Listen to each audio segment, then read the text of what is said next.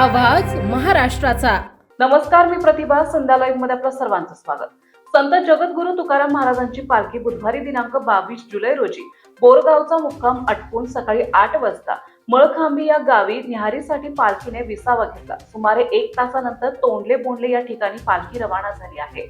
तुकोबांचा गजर करत सर्व वारकऱ्यांनी धावण्याचा आनंद घेतला।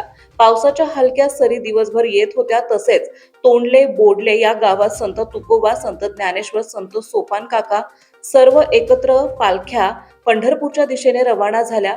या ठिकाणी संत सोपान काका, ज्ञानेश्वर दोन्ही भावांची गळाभेट झाली। त्यानंतर या दोन्ही बंडे शेवगाव मुक्कामी संध्याकाळी 7 वाजता पोहोचल्या। संत तुकोबांची पालखी पीराची कलवरी मुक्कामी 6 वाजता पोहोचली। यावेळी वारीच्या वाटेवर पायी चालत असणारे सहाय्यक पोलीस अधीक्षक नारायण सारंगकर यांनी वारीचा महिमा व्यक्त केला। महाराष्ट्रामध्ये अनेक पोलीस प्रशासनाची आपण सेवा केली। आज वारीमध्ये वारकरी म्हणून आलात, काय वाटतं आपल्याला? वारीमध्ये काय वाटतं? रामकृष्ण हरी माऊली, मी नारायण सारंगकर। पहिल्यांदाच पायी वारीचा हा स्वर्ग सुखाचा सोहळा अनुभवतोय।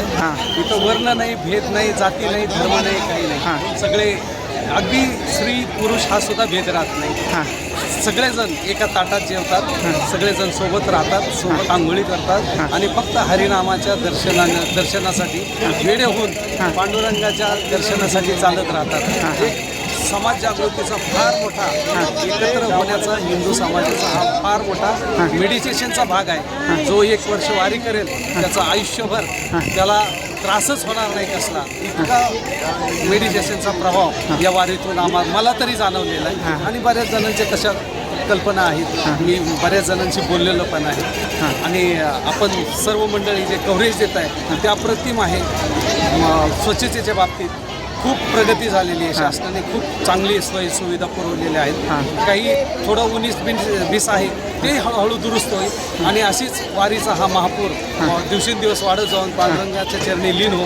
आणि पांडुरंगाने आता पाऊस नाही आहे, पावसाचं कृपा करावी पांडुरंगाने आणि आपला परतीचा प्रवास सगळ्यांना आनंददायी व्हावा अशी एक पांडुरंग चरणी प्रार्थना राहील। संध्या लाईव्ह साठी प्रतिनिधी संजय सोनवणे, पंढरपूर। ताज्या आणि महत्त्वपूर्ण बातम्या पाहण्यासाठी आजच आमच्या संध्या लाईव्ह न्यूज चॅनलला YouTubeवर सबस्क्राईब करा आणि बेल आयकॉन प्रेस करा।